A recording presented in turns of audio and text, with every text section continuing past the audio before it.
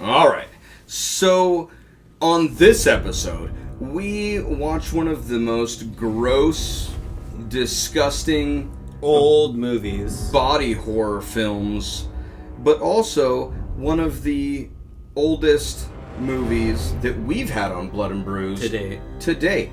And I'm kind of excited about that because I've been wanting to incorporate older films that are classics into our fucking channel. So give a good balance. Yeah.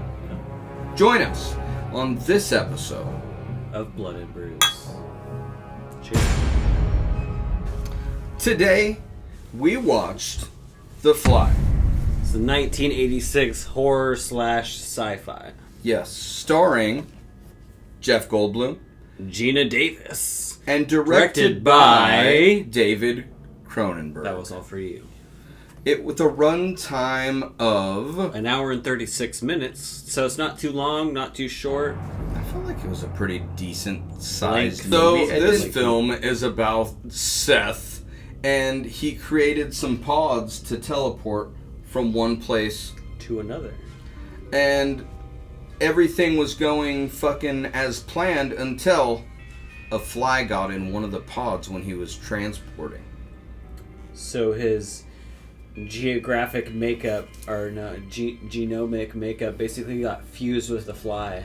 Yeah. I forget what it said. He basically started to become more fly-like without giving too much away. Alright, so Fly, fun fact number 1. Michael Keaton was offered the role of Seth Brundle, but he declined.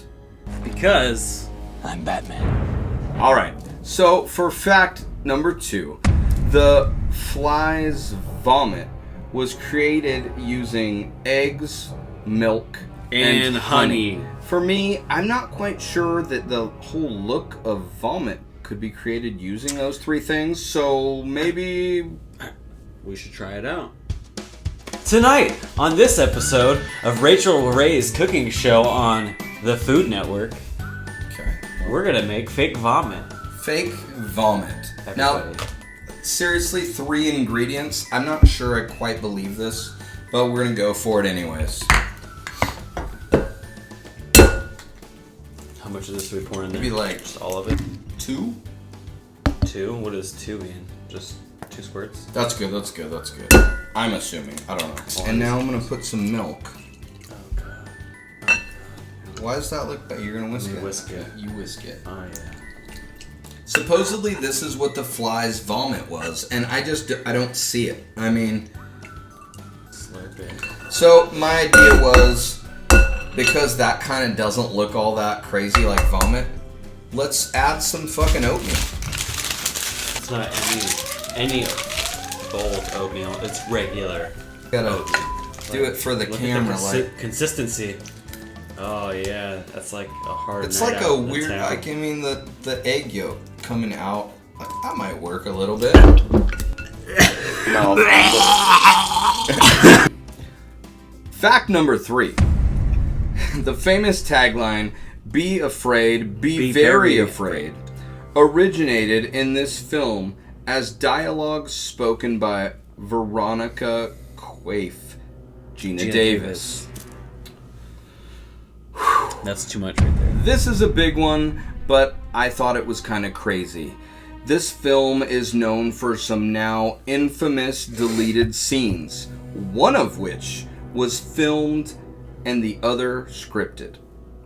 The one filmed involved Seth fusing his pet baboon with a house cat in the teleportation pod to create an ultra-violent, mutated monster. The beast becomes so aggressive in the lab that Seth resorts to beating the creature to death with a lead pipe, and the scene was deemed too dark and was cut from the final edit. I mean, I feel like that's a pretty crazy scene, and I'm kind of bummed out that they didn't have Put it in the fucking movie. Right? Put it in the fucking movie. The baboon being turned inside out wasn't too much. It's like pulsating in the pod, and it's all bloody and gross. Well, and the giant fly thing that gets its brain. The other scene left in the script entailed Seth feeding out of a dumpster in an alley before being spotted by a bag lady. When the bag lady screams in horror, Seth attacks and spits vomit on her before feasting on her body. I feel like this movie could have been so much more. But basically what I'm going to say about my take of this movie is that I give it a 4 out of 10 because it sucks. I'm going to go ahead and give this movie probably a 8 out of 10 because it's a classic. You would give it an 8? I was going to give it a 9. I wanted to see what level he took it to. It's one of David Cronenberg's best films to date. And it's just, again, I boil it down to feeling grossed out by some of those practical effects and just it making me feel like... 6.8. Right? I give it a 6.8. Gina Davis's acting when she's thinking she's pregnant by this fly creature. Oh, yeah, and then she has that dream. Thing inside Jeff of her. Goldblum has always been a good actor. His hair. His weird speech that he has where he's like...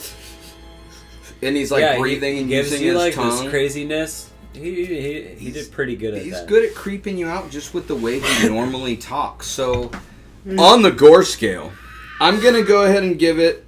Bloodthirsty. There wasn't a lot of blood in it. There was some real gross The practical effects, things. I will agree on that for sure, is that the practical effects really, for its time period... It's fucking amazing. Was really good. Yeah. The way they made it come together was pretty good. There wasn't a lot of blood, though. Like tonight's beer was... from Society Brewing Company in San Diego, California. Beer Folk Unite Brewery Company. It looks like it's called Glorious Odds Hazy IPA. It's a 7P5. 7.5 alcohol by volume. It's peachy, sprucey, and vapor. Now, I have good comments on this. I would say that this actually stands toe-to-toe with Disco Ninja, which is pretty much like my top-tier hazy beer. Yeah. I actually think it almost subsedes, or, is better than... it's a little bit smoother, in my opinion. Thank you guys for watching Blood and Brews, and we'll catch you on the next one. Don't forget to like, comment, and subscribe. And don't forget to watch The Fly, starring Jeff Goldblum and Gina Davis. What do you think of that? Thank you for watching this episode of Blood and Brews.